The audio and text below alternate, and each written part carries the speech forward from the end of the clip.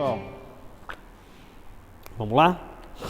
Então, olha só, a gente já conversou bastante a respeito de Deus, daquilo que nós compreendemos como fé, o processo de revelação de Deus para o homem. Só que se eu te perguntasse agora, como é que você me prova que Deus existe? Tá? Eu ainda sou um ateu. Como é que você me prova que Deus existe? Existem coisas que não tem como você provar. Existem coisas que você vai ter que adquirir conhecimento com a experiência. Porque é muito fácil falar de Deus homem, que desceu lá do céu, Deus criado do céu, conversa, veio aqui, andou entre os homens, e nós dizemos o que nós fizemos com ele. Eu acredito. Eu tive conhecimento, eu tive experiência e eu senti. Agora, para mim dizer isso para você que não crê, então fica improvável dizer a existência de Deus nesse momento. Mas você não deve falar isso com um ateu, tá? Você tem que falar direto, você tem que falar assim, olha, eu acredito por causa disso. Experimente também. Eu entendi o que você falou, você está tentando se resguardar de errar, né? Então você explica e já está tirando o seu fora, né? Mas, por um ateu você tem que falar, mesmo que ele não acredite. Sabe por quê? Porque aquilo um dia vai testemunhar contra ele, tá? Mas existem argumentos que são argumentos científicos, você pode utilizar, tá? Por que são argumentos científicos, irmãos? Porque você lembra que eu falei que a ciência compreende vários ramos científicos? Então, a teologia é um ramo científico. A filosofia é um ramo científico, tá? A história é um ramo da ciência também, a ciência histórica, existem registros, né? Isso é uma forma de documentação daquilo que acontece. Então, os argumentos a respeito de Deus têm a ver com a antropologia, tem a ver com a história, tem a ver com a ciência, tem coisa que a ciência não consegue explicar também não, né? Não consegue explicar. E é justamente nesses pontos aí que a ciência não consegue ir, que se expressam que, em alguma medida, que a fé é aquilo que pode esclarecer minimamente para o homem a razão da sua própria existência, tá? Então, por exemplo, alguém mais quer falar, Carlos? Por exemplo, para você, como é que você me prova que Deus existe? Você poderia usar algum argumento que prova que Deus existe?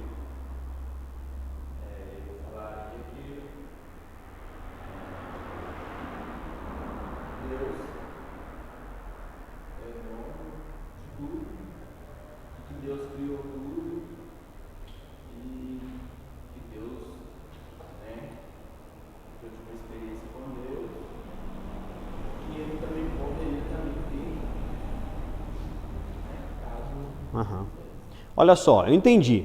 Para mim, tudo bem você falar assim, mas para um ateu, não. Só contar uma historinha. Um dia desses eu estava numa das salas de aula que eu dou aula, né? Aí um jovenzinho, sabendo que eu sou pastor, me perguntou, me fala a respeito de Deus aqui. Por que você acredita em Deus? Eu não consigo acreditar em Deus, eu não tenho fé, sabe? Eu não acredito em Deus. Eu dei uma resposta parecida com a sua, que está aqui na nossa lista, está aí na lista do material de vocês.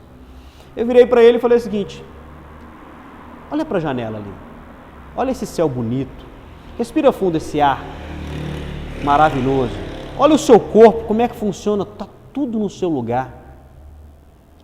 Você acha, quando você sai lá do seu quarto, que você arruma o seu quarto ou desarruma o seu quarto, as coisas voltam para o lugar naturalmente?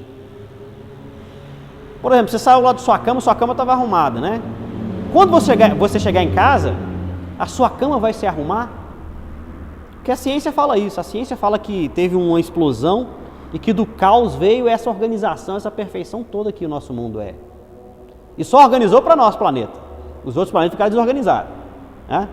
Ficaram a Lua ali, não tem nada, aí Marte ali, né, perdeu, tá dificuldade de definir se tem água, se não tem, a atmosfera cheia de mercúrio, né, ou com alguma coisa que impede que a vida se desenvolva como se desenvolveu aqui. Você acha que essa perfeição veio dessa organização? Ou desse caos? Essa organização veio desse caos, de um caos, de uma explosão? Quando você estoura alguma coisa dentro do seu quarto lá, seu quarto arruma novamente? Olha como o mundo é perfeito, olha como é que seu corpo é perfeito. Você não acha que teve alguém que organizou tudo isso? Não acha? Aí ele ficou assim. Para mim isso é Deus. É um argumento, irmão. É um argumento. Esse é um argumento. Então, quando você tem que saber da razão da sua fé, para isso que você estuda teologia. Isso o pastor não fica ensinando na igreja para ninguém, não. Não fica. Nem eu fico aqui. Eu até que fico, né? Eu até que fico um pouco. Vocês que não guardam, vocês não lembram. Se vocês lembraram das minhas pregações, vocês não ficavam na dúvida na hora de responder, não, irmão? Mas olha só. Existem argumentos que podem ser considerados argumentos científicos a respeito da existência de Deus. Por exemplo, argumento cosmológico. Tudo que existe deve sua existência a uma causa produtiva. Tá? Então, tem algum ser que pensou, se tem uma causa produtiva, tem alguém por trás dessa causa produtiva. Tudo que foi criado tem um sentido. Se tudo que foi criado tem um sentido, tem uma razão, então deve ter alguém escrevendo essa história por trás de tudo que aconteceu. Tá? É aquela interrogação que pressupõe alguém por trás. Argumento cosmológico. Argumento ontológico. Ser perfeito e ser necessário. Eu sou um ser necessário nesse mundo, sou um ser humano, estou aqui habitando, nós estamos dominando esse planeta. Né? Mas deve ter alguém que seja perfeito, deve ter alguém que desenvolveu esse mesmo pensamento. Eu fui concebido por algo. Deve ter um ser maior do que eu que me concebeu como tal. E aí no texto de vocês, como é que está falando a respeito desse argumento? Argumento ontológico. Olha só, a palavra ontológico deriva do termo grego ontos, que significa ser. Este termo deriva da ideia de um ser perfeito e a outra de um ser necessário. Espaço e tempo são atributos da substância de um ser, mas espaço e tempo são, respectivamente, infinitos e eternos, não é? Espaço e tempo é infinito e é eterno. Portanto, deve haver uma substância infinita e eterna, ou um ser a quem pertencem tais atributos, porque esses atributos devem refletir a algo que já existia.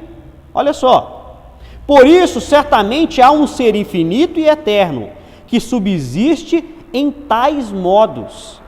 A exemplo disso, né, Anselmo de Cantuária, ele criou um argumento ontológico sobre a existência de Deus. Anselmo de Cantuária, então, ele falou, Deus é algo sobre o que nada maior pode ser pensado. Então, olha só, primeiro, quando você pensa, há a possibilidade do homem pensar em algo que exista e que seja maior do que tudo? Tá? Se há a possibilidade de você pressupor que existe algo maior do que tudo que existe, essa coisa deve existir. Porque eu não seria capaz de imaginar algo que não existisse. Então, aí já entra na área da lógica. Então, se eu começar a pensar na coisa maior que possa existir, eu vou chegar em Deus. Eu vou chegar num conceito de Deus. E aí a pressuposição que Deus deve existir. Porque eu fico pensando na coisa maior que possa existir e eu tenho a capacidade de discernir a respeito disso, só pode ser Deus. Entendeu? É uma forma de você entender. Argumento antropológico ou argumento moral. Se o homem existe sendo imperfeito, deve existir algo que o complete. Deve ter algo que complete a nossa humanidade. Nós somos parte desse... Esses argumentos são parecidos, né, em alguma medida. Mas deve ter algo que completa essa natureza humana e que seja melhor do que ela mesma. Tá? Argumento histórico. O argumento histórico nada mais é do que a análise histórica do desenvolvimento humano. Quando você faz um levantamento sobre essa perspectiva histórica da humanidade, você vai perceber que há traços comuns em culturas, às vezes, totalmente diferentes e totalmente distantes.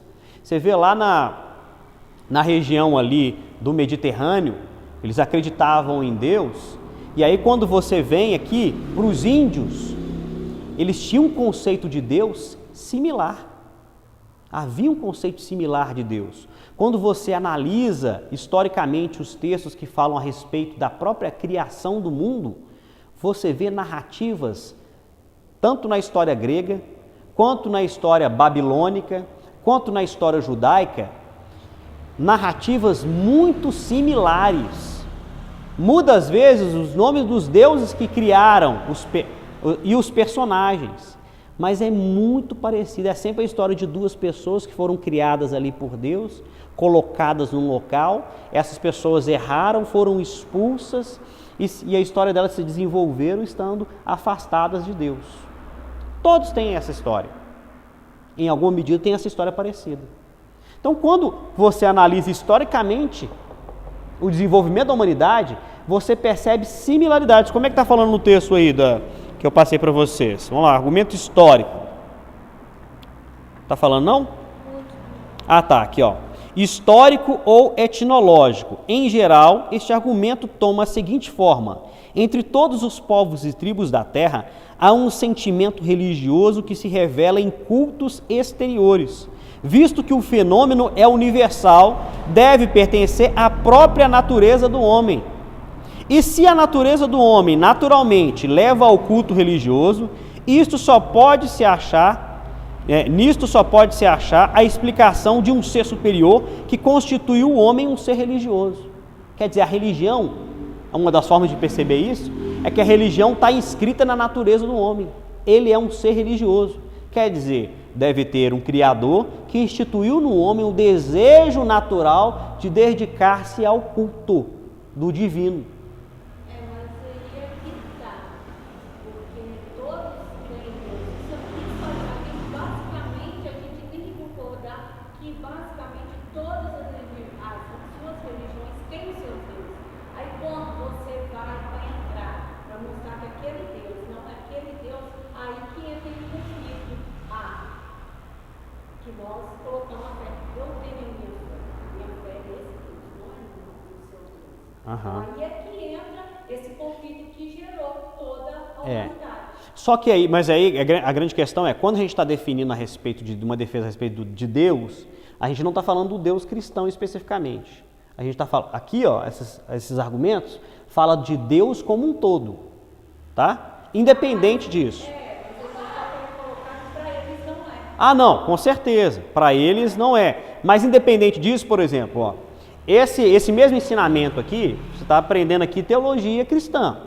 Mas se a gente tivesse uma teologia da Umbanda, ele poderia usar esses mesmos argumentos aqui, ó. Entendeu? Os argumentos são iguais, independente disso, né?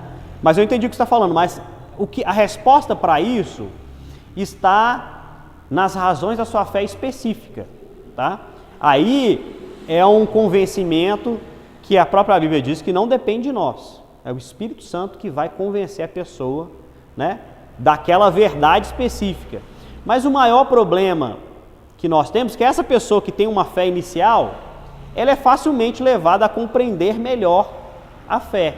A gente vê, por exemplo, o desenvolvimento da própria igreja. No livro de Atos, você vê que quando Paulo ia pregar para pessoas que já tinham uma fé manifesta em um Deus, ele conseguia convencer de forma mais rápida aquelas pessoas.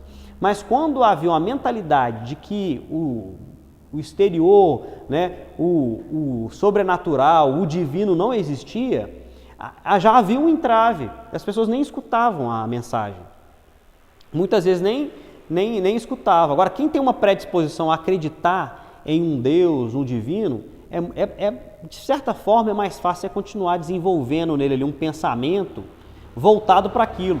Porque o nosso Deus você conhece pela experiência mesmo. Então, quando essa pessoa ela aceita o desafio da experiência, ela crê em alguma coisa. Aí você fala com ela, estou precisando, não sei o quê. Vai lá na minha igreja. Aí ela vem. E ela dá uma oportunidade para que Deus se revele para ela de forma especial. Agora, quando a pessoa não crê em nada, ela simplesmente, você fala aqui, falou, já saiu, nem levou em consideração, entendeu?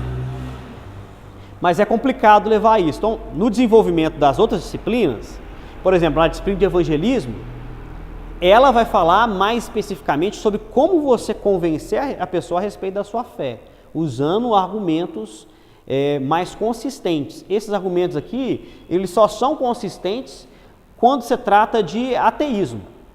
Tá? Agora, quando se trata da fé cristã mesmo, evangélica, ou protestante, aí que você já colocar até para a evangelização do próprio católico a respeito disso, né? Vai querer convencer o católico que a igreja católica em alguma medida está num desenvolvimento teológico errado, tá? Aí o argumento não é nenhum desses, você nem precisa de usar esses argumentos, né? Mas isso aqui é necessário a gente saber, é necessário, porque essas perguntas aqui, olha, elas surgem principalmente entre jovens, tá? Entre jovens, tem muito acesso à informação hoje em dia, e eles perguntam mais ou menos desse jeito aqui, igual eu dei o exemplo agora, tá? Então vamos lá.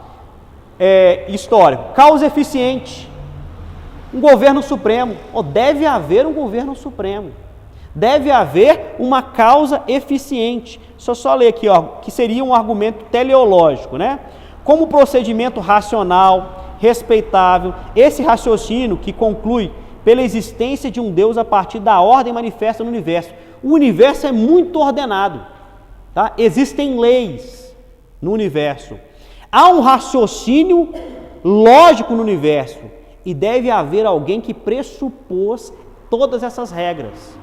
Então, a ordem eficiente ou o governo supremo sobre aquilo que existe. E, por fim, que não está aí, são alguns que eu acrescentei o primeiro motor, que é um dos argumentos, irmãos, de parte de alguns cientistas. Por exemplo, Darwin, ele não acreditava, ele não era ateu, ele não era um ateu.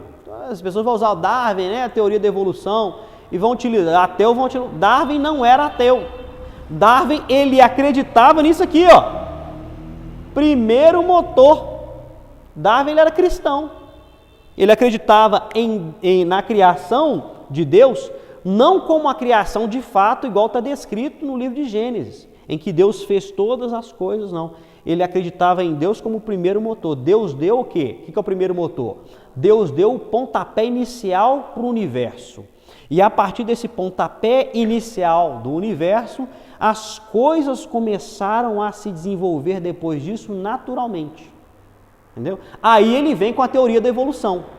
Então, mesmo a teoria da evolução, como é que isso é um argumento forte? Você pega um ateu e destroça ele. Você pega um ateu aqui, o cara que não fala que não acredita em nada, você cita Darwin para ele e fala que, ó, Darwin acreditava nisso aqui, ó. E é uma possibilidade também? É, irmão. Eu vou falar que isso aqui é. Há uma possibilidade também. Mas Darwin acreditava, mas ele acreditava num Deus que deu o pontapé e foi embora. Deixou por si só. Não, não é que não foi embora. Só te dar um exemplo de como é que isso poderia ser visto, tá?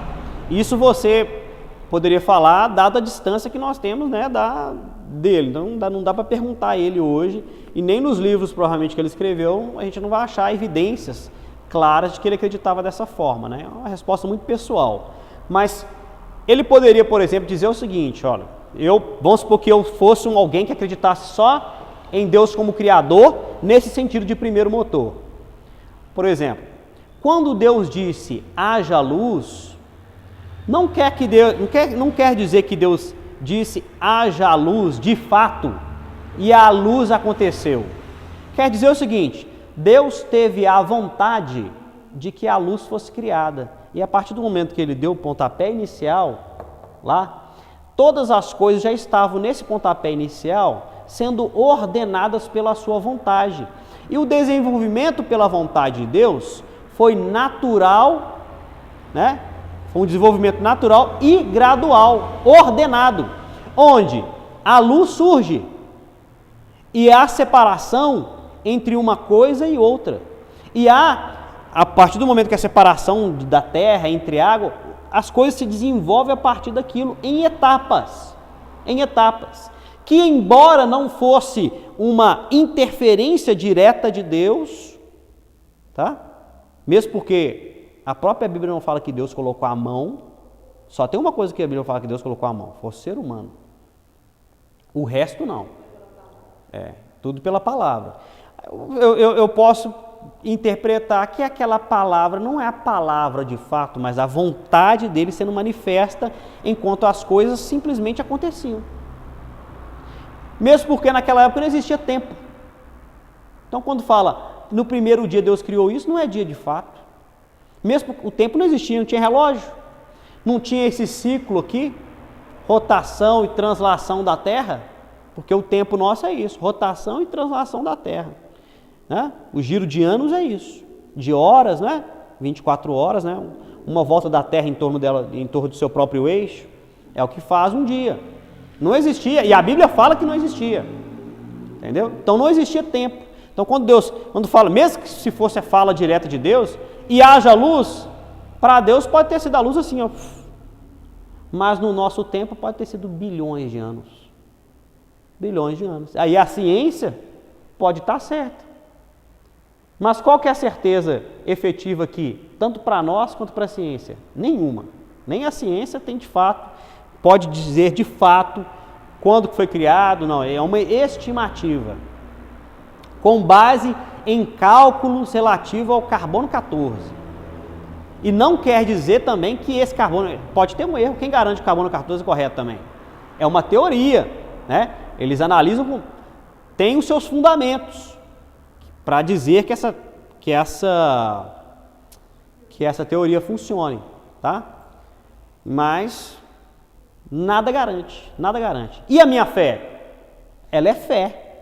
A garantia é ela mesma, é pela fé, é pela palavra de Deus. A Bíblia descreve assim. Agora, para quem que foi escrita a Bíblia? A gente volta num outro ponto. Para quem que foi escrita a Bíblia? Não foi escrito para você.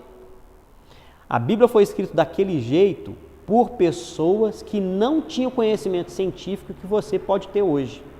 Então ela foi descrita da forma mais simples possível, porque, olha só, se eu falasse para a pessoa da antiga, ó, foram 24 horas, foram 60 segundos, né? Não tinha isso, não tinha essa marcação exata, né? Não tinha esse tempo exato.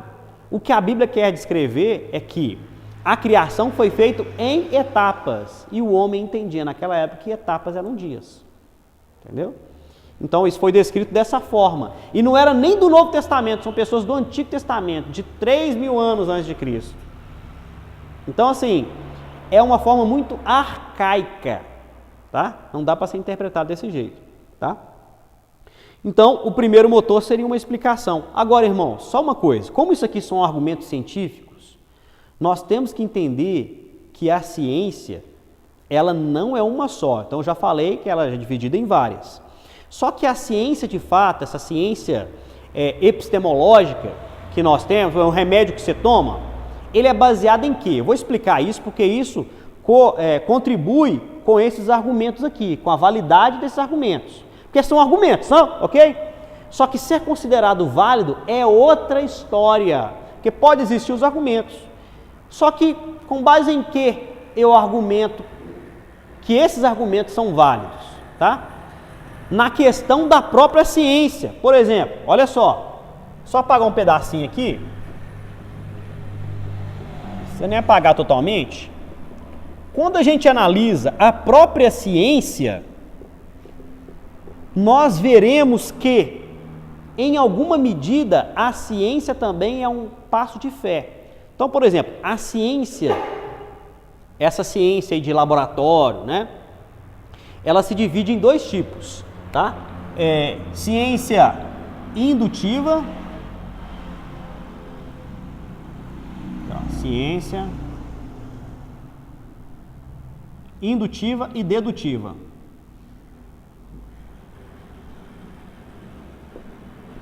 A ciência indutiva, ela parte do particular para o todo. E a dedutiva, ela parte do todo, ou melhor, do todo, não, aqui ó, do particular para o todo. Ela parte do todo para o particular. Vou colocar esses dois símbolos aqui. Não sei se é a melhor representação, não. Como é que isso funciona na prática? Tá? Por exemplo, ciência dedutiva. A história é uma ciência dedutiva. Eu vou pegar toda a história, vou fazer uma análise dela, certo? E vou falar assim, olha, se isso acontece com todo mundo desse jeito, deve haver, no âmbito do ser humano particular, uma razão que motiva isso, certo? Então eu parti do todo e fui para o particular. A lógica, a mesma coisa, a lógica é um dos fundamentos aqui, ó. Quando você analisa, tudo aqui tem lógica, tudo isso aqui tem lógica. Eu analiso logicamente tudo que está acontecendo e tiro definições que afirmam um pensamento. É isso que nós fizemos aqui com cada um desses argumentos, correto? Isso é uma forma de fazer ciência. Tá? Agora, a ciência indutiva, o que ela faz? É o remédio que você toma. Como é que ele funciona? Eu descubro uma propriedade em uma erva que cura um tipo de doença. Analisei que as pessoas antigas utilizavam isso. Eu vou pegar aquela planta, aquela erva, vou extrair aquela propriedade e vou fazer um remédio, certo? Uma vacina. E o que eu vou fazer com ela? Eu vou testar em um número de pessoas limitados. Eu vou lá, testo em várias pessoas. Ó, vamos supor que isso aqui representa aí uma porcentagem, uma quantidade aqui de pessoas, tá? Vamos colocar aqui essas bolinhas aqui, ó. Representam 2.000 pessoas, tá? 2.000 pessoas. Eu sou cientista. Testei em 2.000 pessoas. Estou querendo curar, por exemplo, dor de cabeça. Ó, esse remédio aqui, com poucos efeitos colaterais, sendo testado em 2.000 pessoas de faixas etárias diferentes, de sexo diferente, ela teve aqui uma aprovação, né, a capacidade de cura de, vou colocar aqui, 99%. Eu estou exagerando, tá? Estou exagerando. 99% estou exagerando. Para vocês terem ideia, a quimioterapia que é realizada aí nos pacientes que têm câncer, ela só tem efetividade e aproveitamento de 40% a 70%. Só para você ter ideia, quimioterapia, tá? Então, efetivamente, a maioria das pessoas que faz quimioterapia não vai sobreviver. Pelo contrário, vai prejudicar, porque o efeito colateral dela aqui é altíssimo, tá? Mas eu peguei aqui um remédio simples, tá?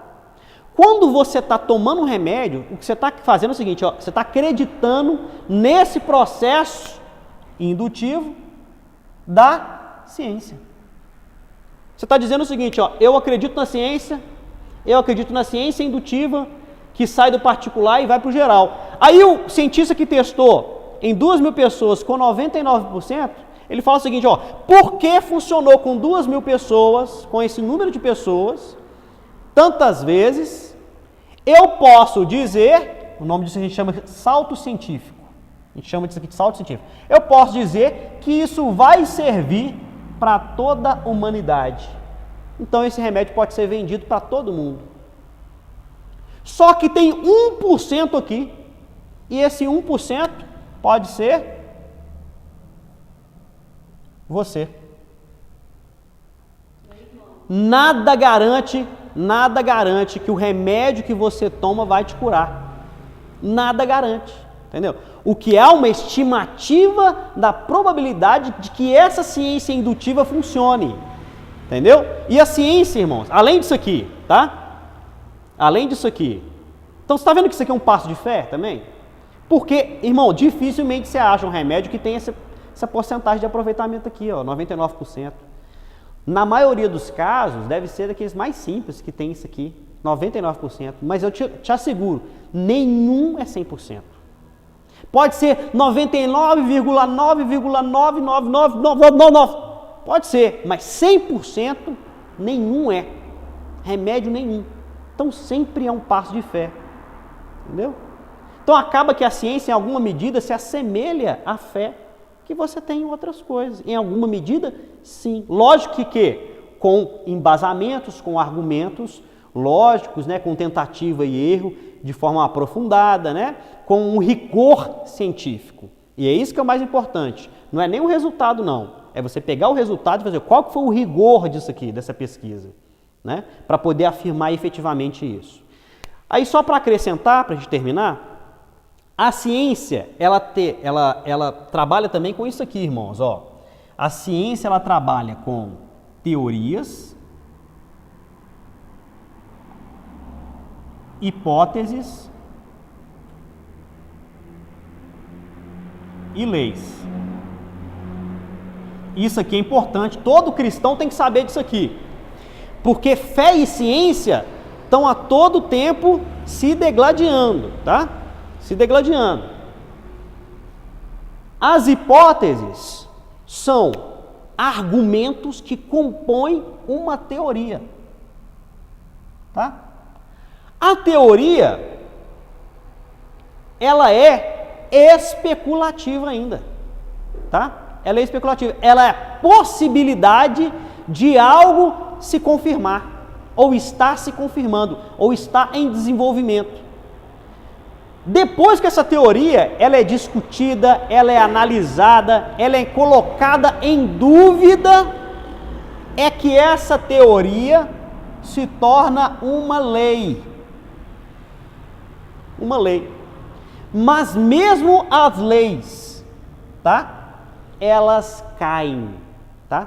Tem coisa aí antiga que lei cai, tá? É uma lei científica, mas ela não se sustenta por muito tempo. Então você vai pegar dentro da história da ciência, você vai ver leis científicas que deixaram de ser leis. Por quê? Porque não tinha base de sustentação o suficiente. Só para vocês terem ideia, irmãos, há pouco mais de 100 anos é que os médicos lavam a mão para tocar em paciente. Pouco mais de 100 anos. Antes não tinha isso, tá? Não tinha isso. O médico ia lá, estava cuidando dos mortos, ele vinha e fazia o parto das grávidas. E aí depois eles ficavam abismados, porque eles não sabiam por que as mulheres que davam à luz morriam. Tá? Aí teve um médico, o nome dele é Pasteur, acho que é Pasteur o nome dele. Ele começou a analisar isso e começou a separar os médicos. Vamos fazer o seguinte, deve ser por causa eles acreditavam, por exemplo, que a menstruação, quando a mulher ficava grávida, ela parava de menstruar porque o sangue vinha para o peito, para fabricar leite, só para você ter ideia. E isso era o que a ciência naquela época acreditava, né? E aí ele separou, fez uma experiência, ele separou os médicos, depois de várias tentativas, que ele teve várias ideias loucas, ele separou 2 grupos de médicos e falou assim, ó, esse grupo vai lavar a mão, e esse outro vai continuar normal. Aí as mulheres de cada, os médicos que lavavam as mãos, pararam de morrer. Aí ele descobriu, desse jeito que ele descobriu, que o problema é que as mãos sujas infectavam os pacientes, e aí as pessoas morriam. Aí a partir dessa época que os médicos começaram a lavar a mão, não tinha isso antes. Tá? Aí exemplo disso, de coisas que a ciência muda de ideia, você tem o próprio planeta Plutão, né? Sempre foi considerado planeta, no meio da história, não, Plutão não é mais planeta, não, por causa disso, que descobriram algumas evidências extras a respeito daquele planeta, aí deixou de ser planeta. Agora, há pouco tempo, voltou a ser planeta de novo. Peraí, é planeta ou não é planeta? Quem é que define esse trem aí? É planeta ou não é planeta? Outro exemplo, irmãos, quando fala assim, ó, o pessoal fala assim, não foi descoberto um dinossauro, assim, assim, assim, aí aparece na TV ou no jornal aquele desenho do dinossauro que descobriram. Eles não falam pra gente, mas quando descobre, nunca, na maioria das vezes, nunca descobre uma ossada completa. Quando acha 2 ossos. Tem seres humanos aí que eles falam aquela escala de desenvolvimento de ser humano, que eles falam que são seres humanos, e tem 2 ossos da pessoa, só tem 2 ossos, e eles falam que aqueles 2 ossos era de um ser humano, e eles desenham e fazem uma arte completa daquele ser humano. Não existe aquele ser humano completo, são 2 ossos, que pode ser de um macaco, pode ser de um animal, de uma espécie que não existe hoje, mas que eles pressupõem que seja de um ser humano. Entendeu? E às vezes só um que acharam, tá? Quando fala assim, olha, nós encontramos um planeta na galáxia tal, H não sei o que é idêntico à Terra e está na zona habitável. Aí mostra até uma imagem assim de como é que esse planeta seria. Irmãos, nós não temos tecnologia para avistar planetas fora da nossa galáxia, ou eu acredito até um pouco fora do nosso sistema solar. Não temos tecnologia para ver. Sabe como é que os cientistas veem? Reflexo da luz. Eles começam a analisar as estrelas e começam a ver o reflexo das luzes. E pelo fato de ter esse reflexo de luz, eles fazem uma estimativa, através de cálculos, da posição que esse planeta está diante dos outros astros que estão ali ao redor daquele planeta. E pressupõe, simplesmente por causa desse reflexo da luz, que aquele planeta seja de um jeito ou de outro. Quem garante? Nada. Ninguém garante. Entendeu? Então, essa é a ciência. Quando você toma remédio, é nisso aqui que você está acreditando. Entendeu? Então, Deus abençoe os irmãos. A gente fica aqui por aqui, mais uma aula terminada. Na próxima aula, nós vamos entrar direto falando a respeito de alguns pensadores que desenvolveram a história da teologia, tá bom? Então a gente vai falar rapidamente sobre eles e dar prosseguimento às aulas, amém? Deus abençoe os irmãos.